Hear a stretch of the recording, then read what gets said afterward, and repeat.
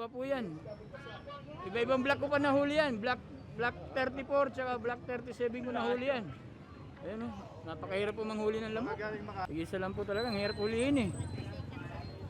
Pero konti na lang po yung lamok namin dito sa amin.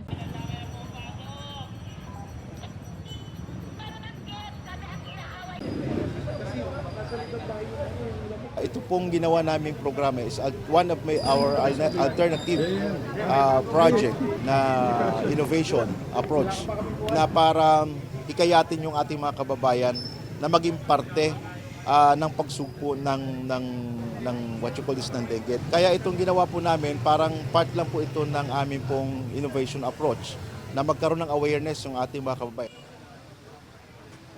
Hindi naman po namin iisip yung kapalit po na kabayaran eh.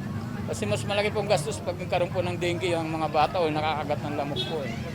Mas mahirap po yung ganun po na magkakaroon po ng mga sakit ng kabataan. Yung mga nahuli ko, malaking tulong na rin po. Marami na rin po hindi makakagat ng lamok. Kasi nabawasan na po yung lamok. May dugo pa, kinagat siya ang sarili niya. Kumagat. Kumagat muna. Bisa nakagat, may dugo eh.